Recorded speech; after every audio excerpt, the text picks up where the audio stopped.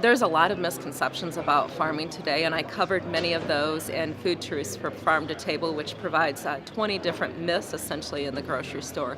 And some of the myths are about antibiotics and hormones and GMOs. I would say that the top two issues are unquestionably animal welfare and genetically modified organisms. So, in animal welfare, many people believe that their dog is equitable to my cow.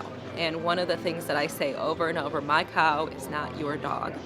And it's not the same standards. And if you get on a farm, you will see that animals are cared for in very science-based ways, and ways that drive on or rely on a farmer's understanding of their cattle.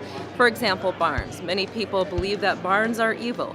Well, I can tell you with absolute certainty that barns keep animals out of mud. They keep them out of huge temperature swings. And if you've ever dealt with animals when it's 95 degrees and 90% humidity, you know how important it is to have them in a controlled environment.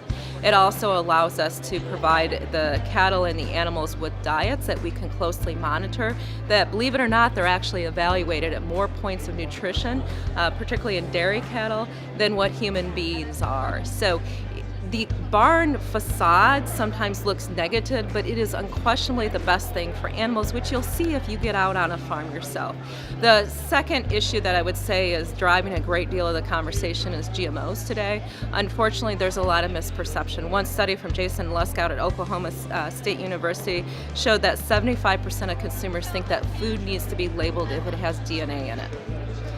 Many people laugh at that, but I think that really shows the scientific illiteracy that we're dealing with today in modern society. And we have to help people understand that they do not need to fear their food, and they do not need to fear issues such as biotechnology. If people had a greater scientific understanding that yes, all of their food has genes in it, yes, even their kale has hormones in it, then we would perhaps have a better chance of having a more peaceful conversation. I can tell you as a mom, I'm a big advocate of science, I'm a big advocate of technology, and I happen to believe strongly that we need to teach our children about all the facets of science and technology. And I think it's really critical that if you're holding something like the latest and greatest iPhone in your hand, but yet you're questioning technology in the grocery store, that perhaps it's time to learn a little bit more in the technology around your food, because it's actually pretty cool.